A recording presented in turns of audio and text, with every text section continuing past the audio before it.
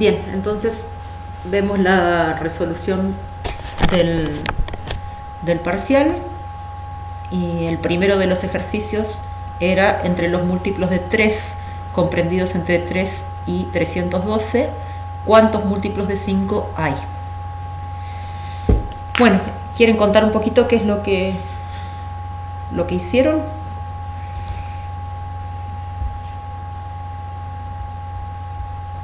¿O cómo lo fueron pensando?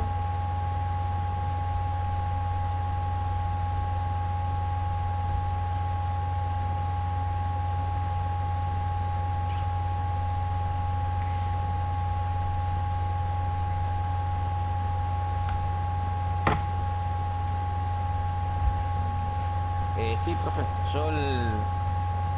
¿cómo se llama?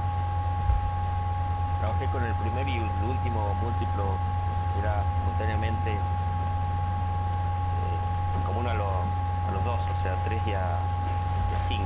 Claro, Y está en base a eso, sí, trabajé con el algoritmo de la división, sí, para ver la cantidad total perfecto. del múltiplo. Sí.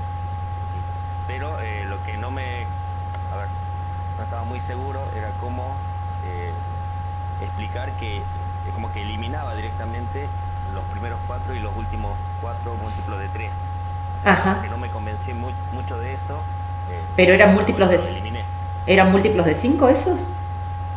No. O sea, le escribí que no era múltiplo de 5, pero o sea, es como que no me pareció así eliminarlos de... O sea, no considerarlo en la cuenta que hice, digamos. Claro. Pero bueno, lo hice así. Igual está bien, el enunciado está un poquito enrevesado, digamos, porque en realidad si lo simplificamos, lo que estamos buscando son los múltiplos de 15 comprendidos entre 3 y 312, ¿no? Sí, sí. O sea, una vez que uno se da cuenta de que la información que me están dando, de que estoy buscando múltiplos que sean a la vez de 3 y de 5, uno mira que entonces son los múltiplos de 15, ¿no? Sí, claro, bueno, justo lo que nombro ahí, o sea, de múltiplo de 15, yo lo escribí en fórmula, pero o sea, no lo expliqué. O sea, no hice el por qué lo eliminé los otros, digamos. Pero Esa es sí, la razón. sí después hiciste 312 igual. Sí, sí, sí. Sí, eso lo hice, pero, o sea, me entreveré tratando de explicar por qué lo eliminaba y lo hubiera hecho más fácil diciendo, bueno, o sea, era 15 el múltiplo que buscaba en realidad, y ya con esto ya lo hace más cortito la explicación que hice. Claro. Entonces, bueno, igual está perfecto, Gustavo. ¿O quién es el que está hablando? Sí, sí, sí, Ah, sí. Gustavo. Está perfecto, no hace falta que quede eh, especificado, pero ahora como estamos haciendo un resumen por ahí, eh, terminás trabajando con los múltiplos de 15, ¿no? Sí, sí. Para una, una, eh,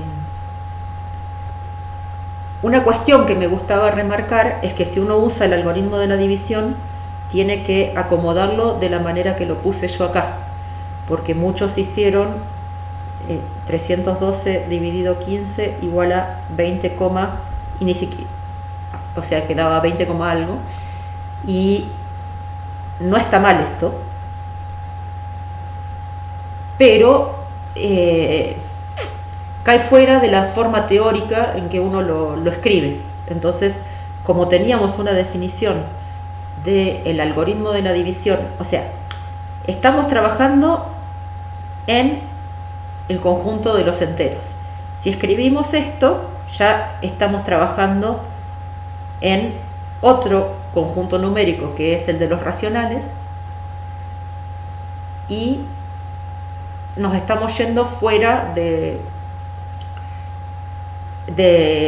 contexto en el cual estamos trabajando, que es con enteros, ¿no? Entonces, es mejor, si uno está trabajando con enteros, utilizar la forma recuadrada del algoritmo de la división que escribirlo de esta manera. De ninguna forma igual va a estar mal hecho hacerlo de esta forma. Lo que pasa que el encuadre que uno le está dando al problema es los números enteros. Entonces, escribirlo de la forma que está abajo es salirse de ese encuadre, pero no hay mucho otro problema. ¿Algún otro lo resolvió distinto? Yo lo resolví por notación. ¿Y eso cómo sería? También busqué los múltiplos del 15 Ajá. y después utilicé como un límite superior, el número sería, y lo que yo estaba buscando era el límite superior. Ajá. Entonces, y bueno, y el 15 lo fui multiplicando por Ah, límites. o sea, fuiste, Así, o sea, lo que vos armaste fue pensar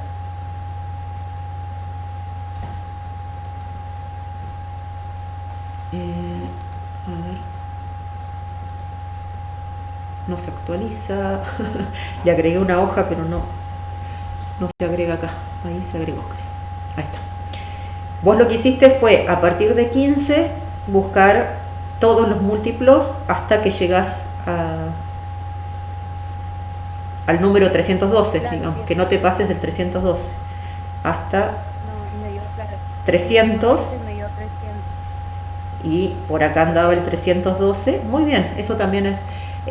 Vos dijiste que lo hiciste por notación, yo diría más bien que lo hiciste de manera, por extensión. O sea, fíjate, de alguna manera estamos buscando un conjunto de números que cumplen con la propiedad que me están pidiendo. ¿Sí? Sí, Entonces vos explicitaste cuáles son esos números. Entonces lo que estás haciendo es mostrando los elementos de ese conjunto haciendo una lista. Eso es por extensión. Tu conjunto lo estás mostrando por extensión. En cambio, los que hicieron esta cuenta usando el algoritmo de la división, lo único que están haciendo es contando. No están haciendo nada más raro.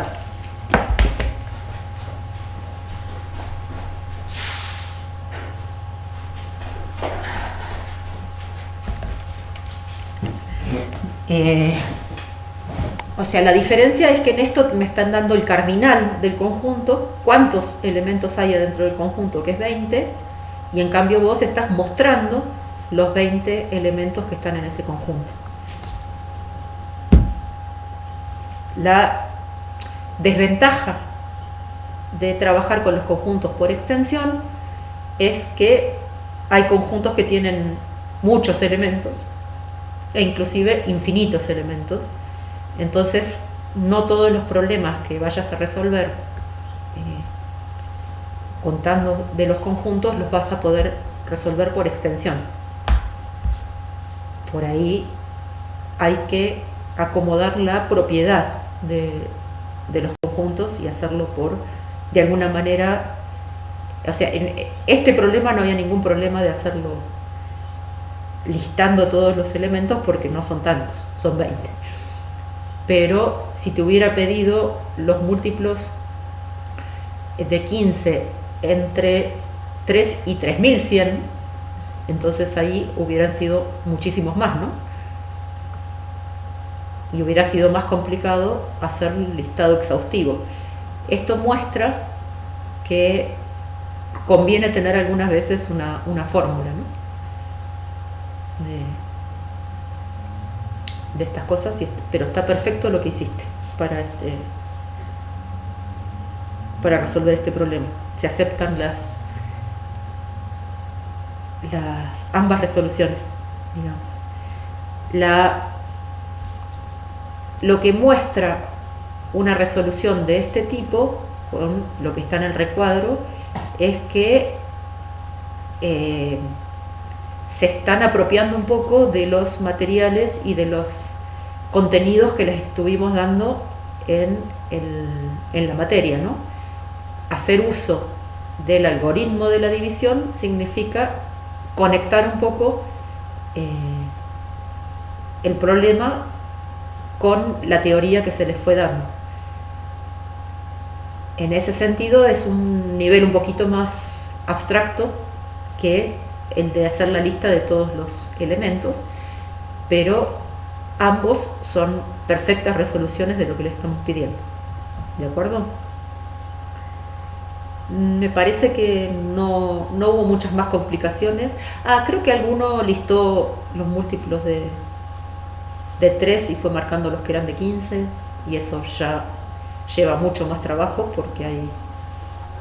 Pero no. Fueron todas estrategias bastante efectivas en el sentido de no tener que escribir demasiado. ¿Queda alguna duda con respecto a este problema?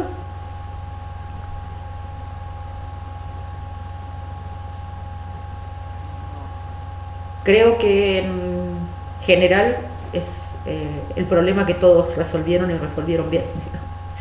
El, eh,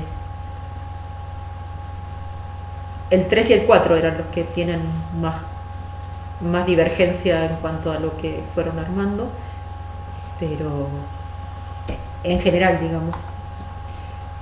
Pero bueno, ya vamos a llegar ahí. Pasemos entonces, digamos que en el 1 las dos estrategias posibles eran usar el algoritmo de la división o hacer la lista de todos los múltiplos de 15 que se necesitaban, y una tercera vía era esta de trabajar y ver que hacer 312 dividido 15 que me da un número con coma y entonces quedarme con la parte entera de ese número, que está bien también, pero lo que se sale del contexto de trabajar con números enteros, nada más que por eso no estaría del todo bien. Pero no está mal tampoco. Pasemos entonces al del paralelepípedo. Bueno, esto en vez de hacerlo con cubitos se podría haber hecho con legos, por ejemplo, o alguna otra cosa, pero la idea es justamente que acomodo capas de cubitos de manera rectangular.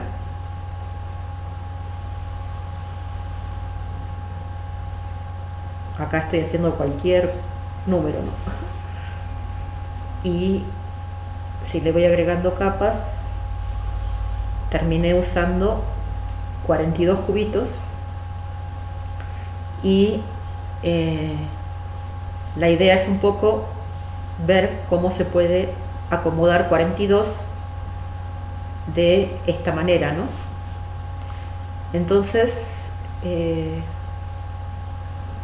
muchos factorizaron a 42. ¿O quieren contar cómo lo hicieron ustedes?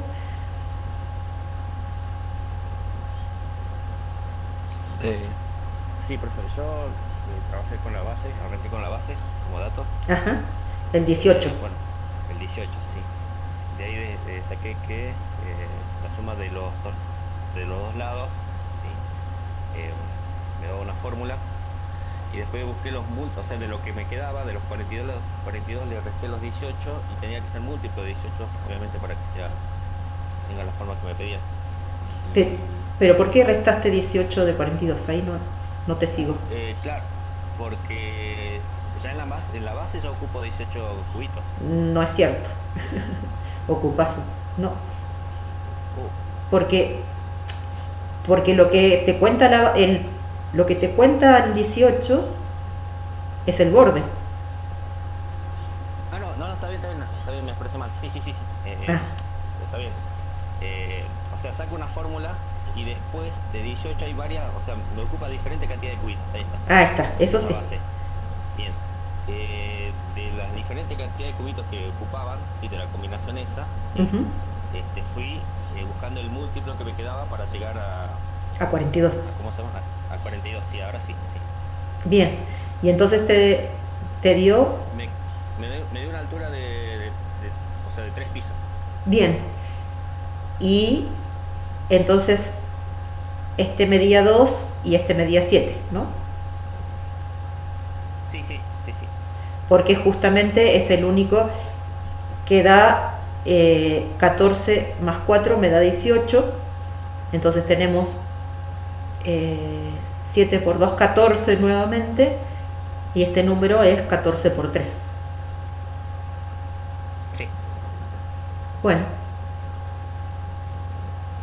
Yo hice diferente. Yo primero puse los datos alto de la base, Ajá. la cual sí me dieron 18 centímetros. Y bueno, también la altura me dio 3, pero primero hice 42, lo dividí en 2, Ajá. después los dividí en 3 y después en 7. Y bueno, y desde ahí me dieron los datos para saber lo que sería la medición de la base. Claro. De alguna manera... Ah, acá está, me parece, alguien queriendo entrar y lo tengo que admitir. Ahí está. Ahí estás, Pablo. Admitido.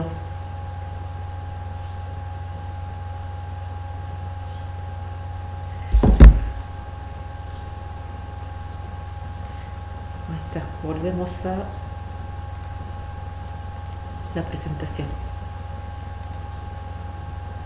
Bueno. ¿Quién estaba hablando recién? ¿Santiago? No, profe. Kevin. Bueno, yo lo que me pasa es justo ahora, por ejemplo, Pablo quería entrar, ahí me hizo un ruidito, hay alguien más que quiere entrar. El problema que tengo con este Google Meet es que hay que dejar entrar a la gente y mientras estoy presentando en otro lado, así que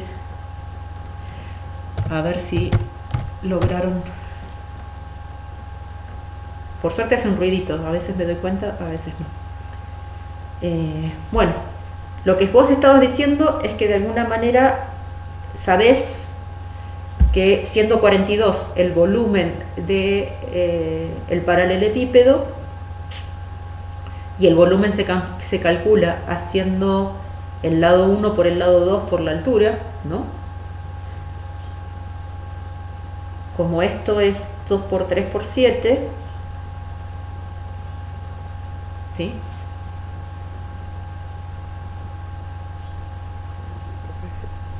Entonces dividiste por 2 para quedarte con esto, 3 por 7. ¿Cómo seguiste, Kevin? O sea, 42 lo dividí en 2. Ajá. Me dio 21, después de ahí lo dividí en 3 y Ah. 7. Y desde ahí lo dividí en 7, bueno, me dio 1. Claro, Ahí pues, utilicé los datos. y ahí utilizaste los datos de los 18. Claro.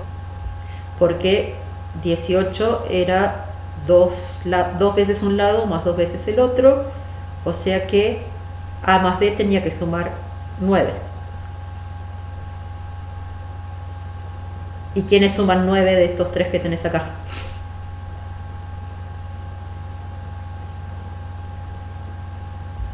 El 7 y El 2 y con el 7, claro. Y entonces ahí el 2. Y el 3 era la altura. el que te sobra ahí, el 3, termina siendo la altura. Entonces, ¿qué contenidos matemáticos de los que vimos en la materia estamos usando acá? ¿Se les ocurre la respuesta a esa pregunta? ¿Qué hicimos con 42?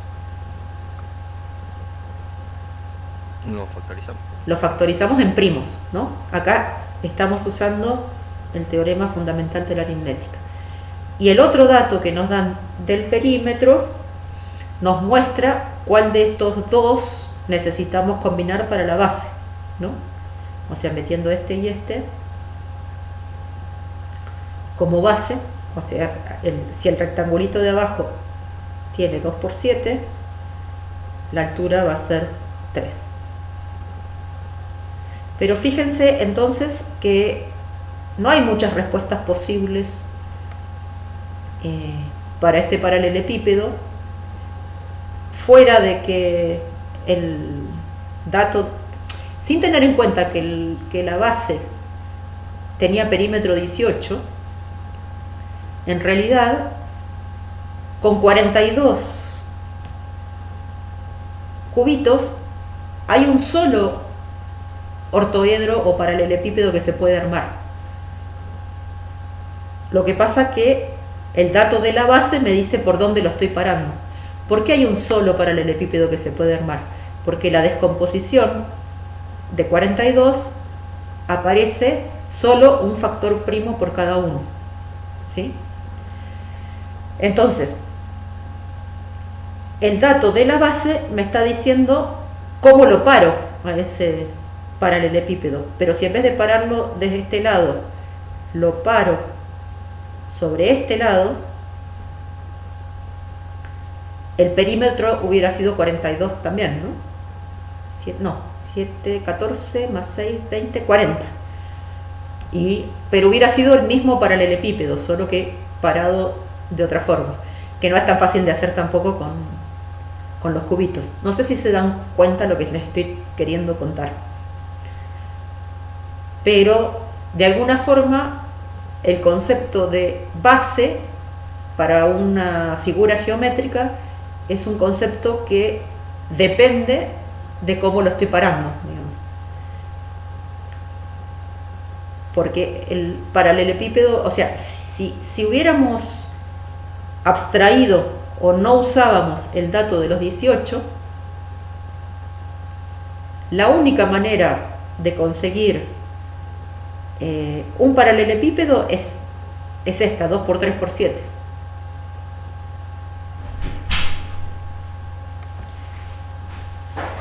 Bueno, creo que igual no. Así que bueno, este dato de que el perímetro es 18, lo que me está contando es que lo estoy parando del lado donde valen 2 y 7 los lados, ¿está bien?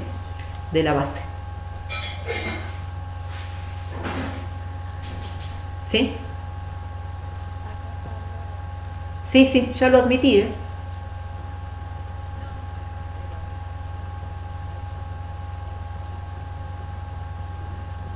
Ah, está bien, claro.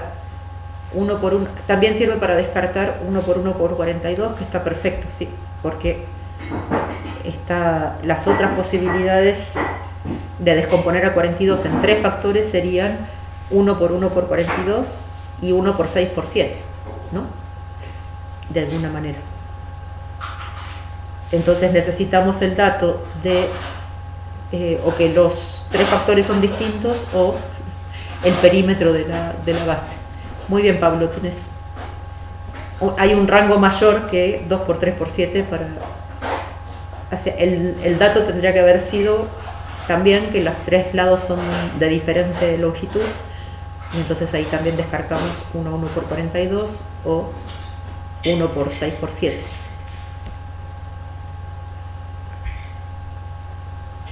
Bueno, pasamos al tercer ejercicio.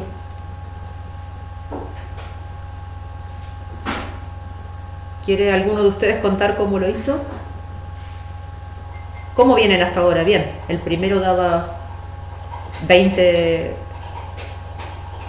múltiplos de 15 entre 3 y 312 y el segundo daba altura 3.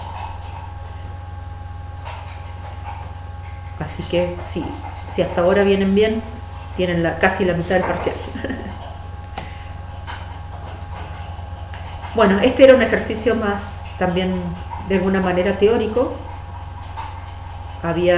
Nos daban como dato que el mínimo común múltiplo entre dos números es 630 y que además m cuadrado por n me da 283.500.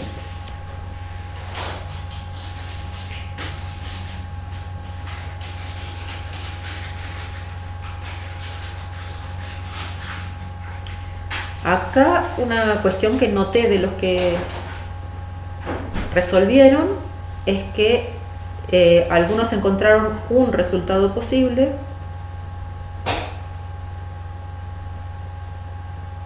y otros encontraron 2 resultados posibles, donde uno de esos era el que encontraron los otros. Entonces, lo que podemos charlar ahí es un poquito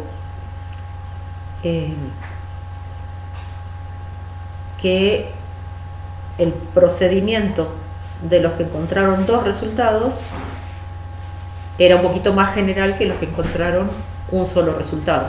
O sea, es cierto que hay dos pares de números m y n que satisfacen lo que pide el problema 3. Algunos, por la manera en que lo fueron resolviendo, encontraron uno solo. Y los que lo resolvieron de una manera un poquito más general encontraron los dos. Ahí hay alguien que quiere entrar.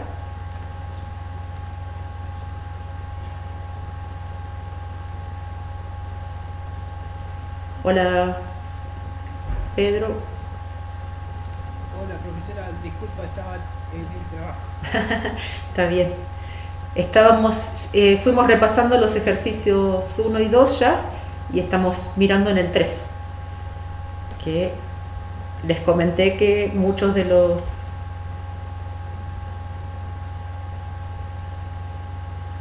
la mayoría de los que resolvieron encontraron un único resultado, pero había dos resultados posibles, o sea, dos posibilidades para encontrar, dos posibilidades para m y n, de manera que el mínimo común múltiplo fuera 630 y a la vez m cuadrado por n valiera 283.500. Entonces, lo que estaba comentando es que depende del procedimiento que hayan utilizado, hay uno más general que el otro, y en general los que les dio un solo resultado estuvieron trabajando con raíz cuadrada y los divisores de 630. Pero este era también un ejercicio para aplicar el teorema fundamental de la aritmética, mirando un poco la descomposición en primos de 630 y de 283.500, ¿no? Pero muchos usaron una propiedad muy buena, que es que seguro 283.500 es múltiplo de 630. O sea, lo voy a escribir de la manera correcta.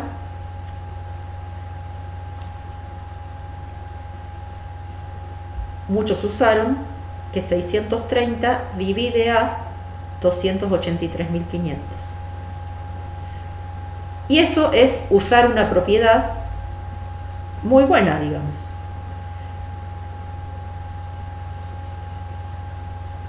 O sea que los que fueron por este lado están haciendo uso de la propiedad de que 630 divide a m por n. O sea, como 630 divide a m por n,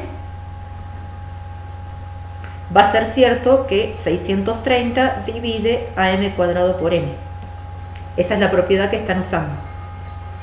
Como 630 es el mínimo común múltiplo de m y de n, divide a m por n. De hecho, muchos también usaron la propiedad de que m por n es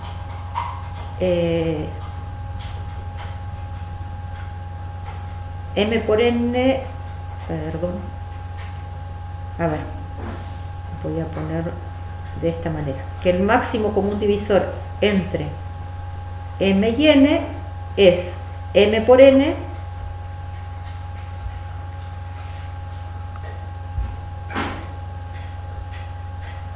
dividido el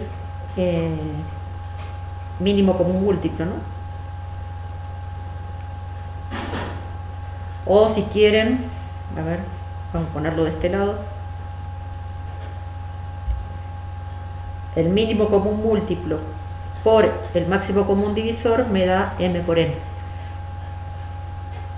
Entonces, creo que Alejandra vi que hacía que para lograr tener el m cuadrado por n, multiplicaba acá también por m. O sea, como es cierta la propiedad de que el mínimo común múltiplo por el máximo común divisor me da m por n, si multiplico por m en ambos miembros, acá puedo, como que tengo una ecuación que me permite despejar, porque sé que esto vale 283.500 y que este vale 630. Entonces lo que había que ver era cómo encontrar esto, y acá es bastante fundamental para los que encontraron más de las dos soluciones posibles, es el uso de tablas, ¿sí? Para organizar la información. Eso, unos cuantos, para no perderse en la posibilidad de barrer todos los casos posibles, lo organizaron a través de una tabla, y eso es un recurso muy bueno de trabajo. No significa que siempre funcione, pero es un muy buen recurso trabajar con las tablas para no perder ninguno de los casos posibles. Así que bueno, había el caso que casi todos encontraron, era que m valía 30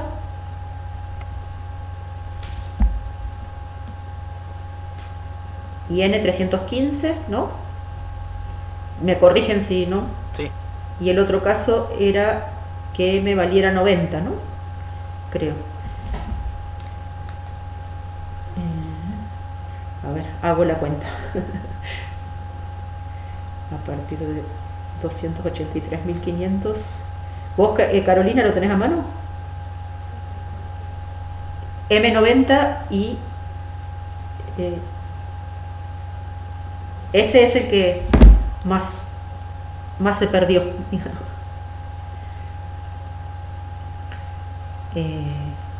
O sea, estos dos pares de números verifican que el mínimo común múltiplo entre ambos vale 630 y que haciendo m cuadrado por n obtenemos 283.500. La mayoría, prácticamente todos encontraron este. El que no lo encontró es porque no entendió el problema, digamos. Capaz que algún caso que no estaba bien resuelto, que no encontraron ninguna de las soluciones, vi. Pero unos cuantos encontraron las dos soluciones posibles, y creo que tiene que ver un poco con organizar esas cosas y también con el uso que les decía de las propiedades de mínimo común múltiplo y de máximo común divisor. Entonces eso también habla muy bien de ustedes como resolutores, porque estuvieron usando el material que a lo largo de los años muchísimos matemáticos han estado trabajando, y que no es que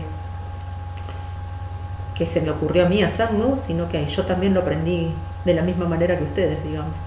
Lo que pasa que estas formas de resolver, que resultan más eficientes que las otras, también tienen mucho que ver con entrenar en la resolución de problemas. Cuantos más problemas uno resuelve, más eficiente es el camino por ahí que encuentra para poder resolverlo. Y otra cosa importante también que tenemos en cuenta para las resoluciones es la manera en que cuentan cómo resolvieron el problema. Me pasó con un solo caso de los que vi, que en los ejercicios solamente está la respuesta sin ningún tipo de resolución, y bueno, es alguien que que no estuvo atento a las clases, porque dar una respuesta es como contestar un multiple choice, uno no tiene mucha idea de si realmente entendió el problema o cómo lo hizo. Entonces, para los problemas a responder en un parcial de matemática, no alcanza con poner la respuesta correcta, sino que hay también, es importante de qué manera resolvieron, ¿de acuerdo? Después, lo que voy a hacer, que lo hice el año pasado, pero me lleva un rato de tiempo, además de hacerlo después de corregir, es, vamos a armar con Caro como una resolución ideal del parcial, de manera de que puedan confrontar después ustedes las formas de hacerlo. Entonces lo que vamos a hacer es cada uno de los ejercicios poner respuestas que nos gustaron, que no significa que sean la mejor, porque por ahí hay 5 o 6 que hicieron la misma y elegimos una que esté más prolijita para mostrarles a todos, pero la idea es como hacer un Frankenstein de parcial, donde en cada uno de los problemas les armamos una buena resolución de cada una, y si hay más de una resolución posible que permita comparar entre una resolución y otra, por ahí ponemos las dos, ¿de acuerdo? Pero eso lo armamos probablemente para la semana que viene, cuando tengamos bien corregidos los parciales. Pasemos entonces al de las lamparitas. Bueno, ¿qué les pareció este problema?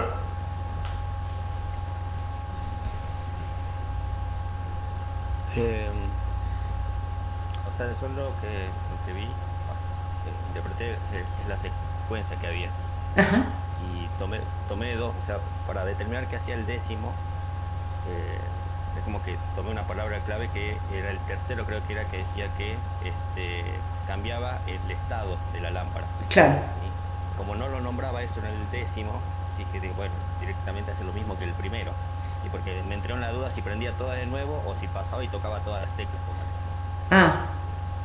No, entonces como no vi que cambiaba el estado de nada, dije, bueno, directamente hace exactamente lo que hace el primero y deja todas las lámparas prendidas. Pero bueno, eso es lo que...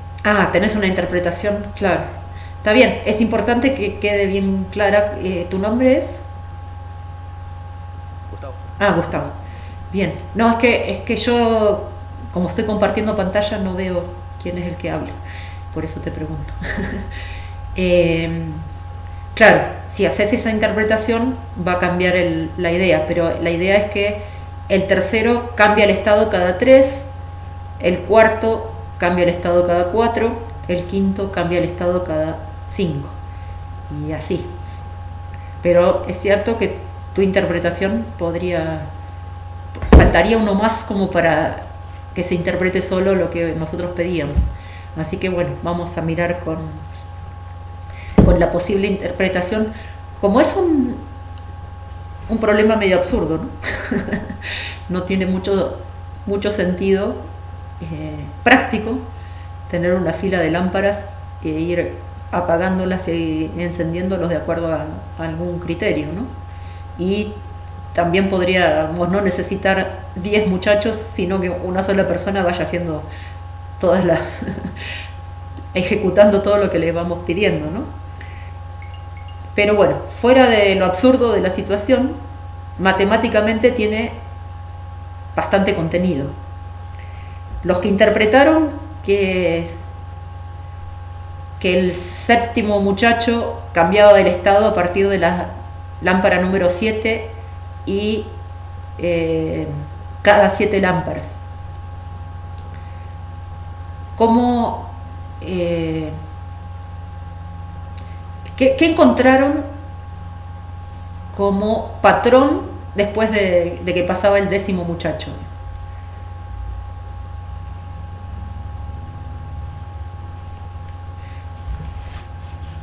Las lámparas que quedaban encendidas eran los cuadrados.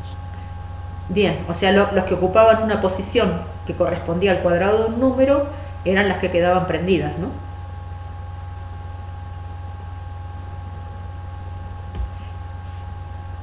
Sí, eso. Eso. Y eso vos, Pablo, lo hiciste bien también. Es que, ¿por qué los cuadrados quedan encendidos y los otros no?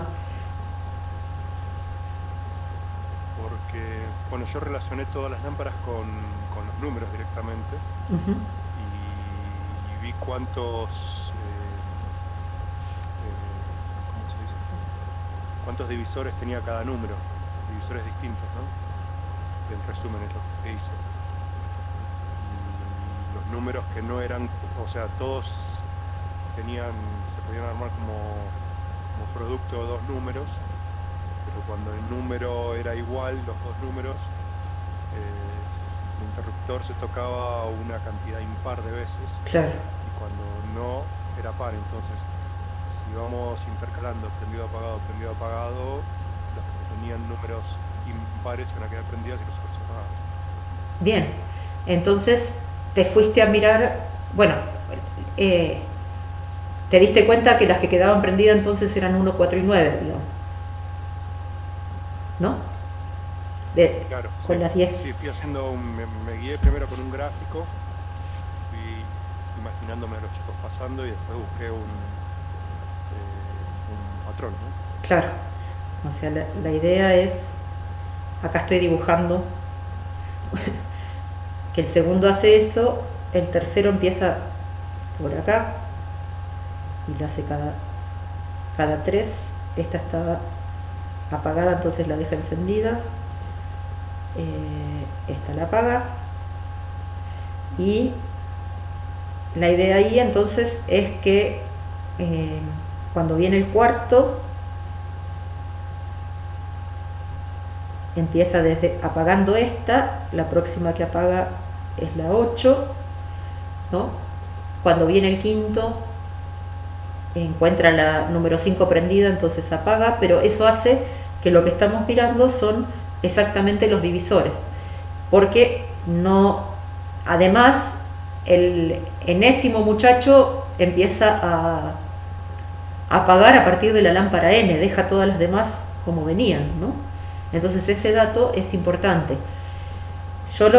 Si hicieron el dibujito hasta 10 filas acá, digamos, las lámparas que quedan encendidas son la 1, la 4 y la 9, que la pregunta es, ¿se dieron cuenta que eran cuadrados ahí?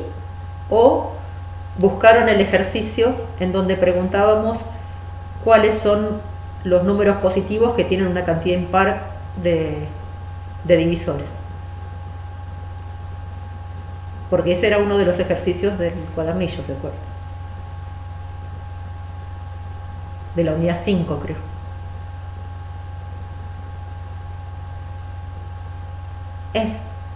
Me imagino que es más bien una cuestión de que se dieron cuenta acá de que estos 3 números eran números cuadrados. Y lo que dijo Pablo, ¿no? Que cuando vas haciendo de a 2, cuando vas mirando cuáles son los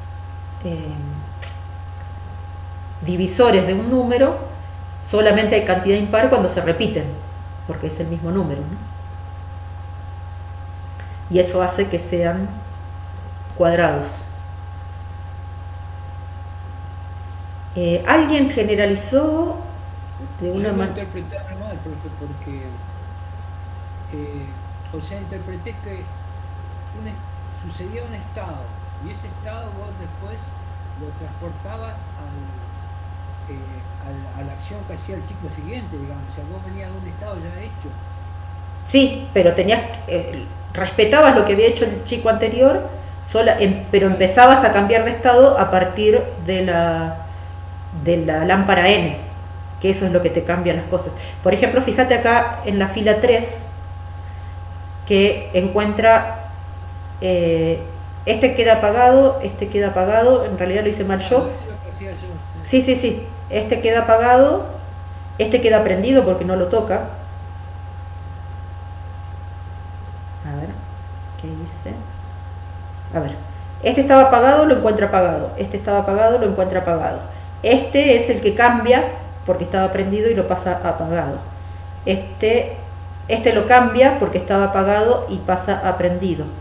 Este lo deja como estaba y este lo apaga porque estaba prendido. Y este queda como estaba. Ahí está. Ahí está bien hecho mi dibujo. Porque está en la cuarta, claro. En la cuarta sí, perdón, hice mal. Este lo encuentra apagado la cuarta, la prende. La quinta, y el próximo que va a cambiar es 4 más, que es este, que lo encontró apagado y entonces va prendido. Ahora sí, perdón. Y esta que estaba apagado queda apagado, este que estaba apagado queda apagado. Entonces sí, lo que hay que hacer es en realidad copiar la fila anterior y cambiar de estado las que cambia el chico número 4, ¿no? Y ahí vamos viendo entonces que la lámpara 4 quedó prendida y no la toco más, porque el próximo va a mirar a partir de acá. Entonces si hago las 10 filas y voy y copio lo anterior y cambio de estado lo que va haciendo el siguiente, entonces las lámparas que quedan prendidas son las que son números cuadrados. Alguien anotó ahí que las que estaban en la posición I a la R con R par, que tengo que mirar bien si está todo bien escrito, pero es cierto que si R es par, esta posición es un número cuadrado, así que es probable que esté bien, solo no miré con detalle la resolución que estaba proponiendo, pero es una forma de decir que I a la R va a quedar prendida cuando R es par, es una contestación adecuada, porque si R es par, el resultado de hacer I a la R es un número cuadrado y está todo bien.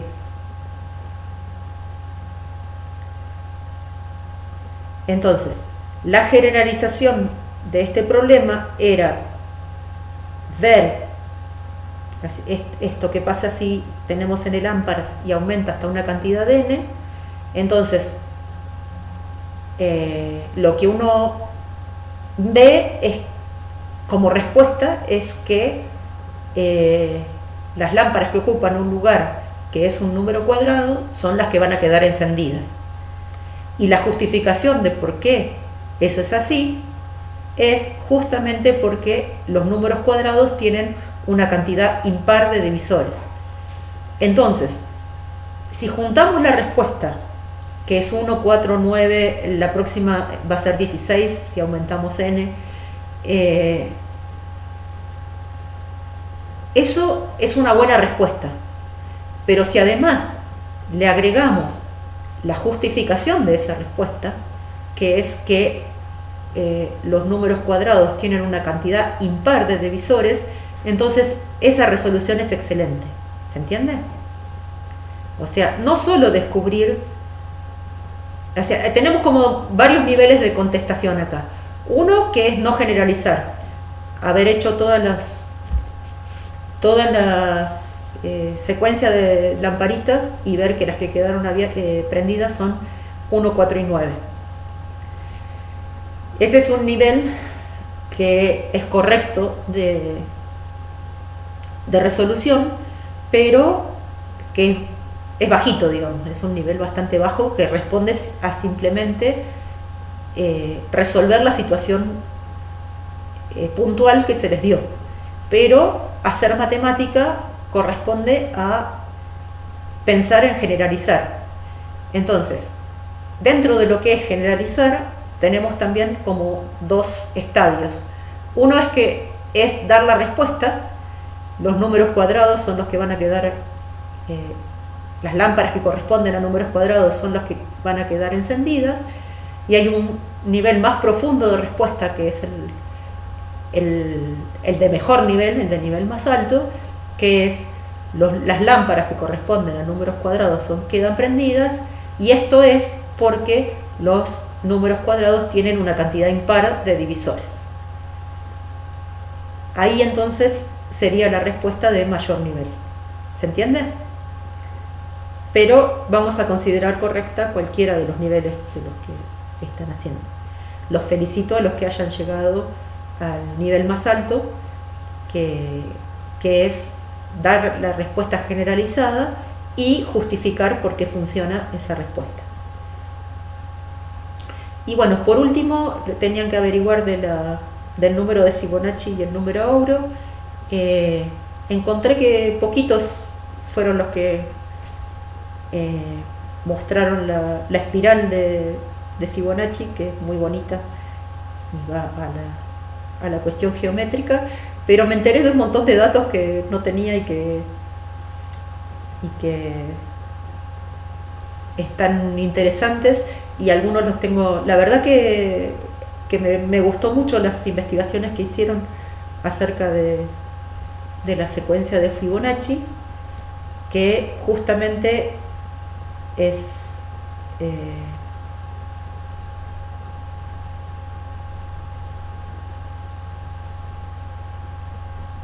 f de i más 1 lo obtenemos, o sea, es una serie recursiva donde los dos primeros términos se dan y un término general lo vamos a encontrar sumando los dos términos anteriores, ¿no? Entonces, una característica de la serie de Fibonacci es que tiene una construcción recursiva,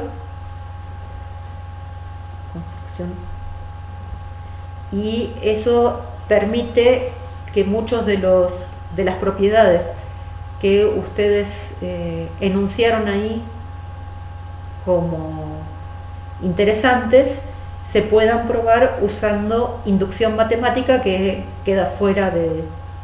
O sea, como esto tiene esta construcción recursiva, está relacionada con los números naturales, y muchas de las propiedades que ustedes enunciaron que tiene la serie de Fibonacci se pueden probar matemáticamente utilizando el recurso de demostración de inducción completa, que seguramente lo van a estudiar en álgebra 1. También se necesita para demostrar cosas en cálculo y análisis matemático. Lo que pasa que escapa un poco a lo que queremos lograr con esta materia, que es ponerse a trabajar con las cosas de matemáticas sin demasiada cantidad de cuestiones teóricas. Entonces, la mayoría de las propiedades que ustedes fueron citando se demuestran a nivel superior, digamos, utilizando inducción completa, y van a estar en condiciones de hacerlo después de cursar álgebra 1 seguro, o mientras están cursando álgebra 1. Así que bastante interesantes las cosas que armaron, y claro, el número de oro en relación a la serie de Fibonacci tiene que ver con que es el límite de dividir dos números consecutivos de Fibonacci. También el phi, esta letra es la mayúscula y esta letra es la minúscula. Se usan las dos, cualquiera de las dos, para denominar al número de oro. Y el número de oro en realidad tiene una definición que nace de la geometría, y es la raíz positiva de una ecuación cuadrática que nace de dividir a un segmento AB de manera que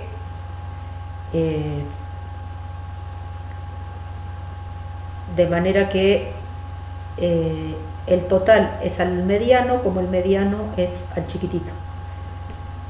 Y de ahí, despejando la ecuación que sale de ahí, obtenemos el número de oro. Esto es la idea de que googleen un poco y hagan esas cosas, es que se enteren de datos de la matemática que son bien interesantes. La espiral de Fibonacci o áurea también, porque justamente están relacionadas, se construye con arcos de circunferencia que unen esquinitas de triángulos cuyos lados miden números de Fibonacci. O sea, este cuadrado tiene lado 1. Le pongo al lado otro cuadrado de lado 2. Entonces, ahora tengo para armar un cuadrado de lado que es la suma de esos dos. Ahí obtuve el número 2, que es el primer número de Fibonacci, pero en área no, es en el lado del cuadrado, es el que vale 2. ¿Sí? El lado de este cuadrado vale 3 porque es 1 acá más 2 acá. Cuando voy a construir el siguiente cuadrado, está pegado al del lado 3 más 2. Entonces este tiene lado 5. Cuando voy a construir el siguiente cuadrado, está pegado a 5 más 3, que es 8. Y entonces, uniendo los arcos de circunferencia que se van armando ahí, se arma la espiral de Fibonacci.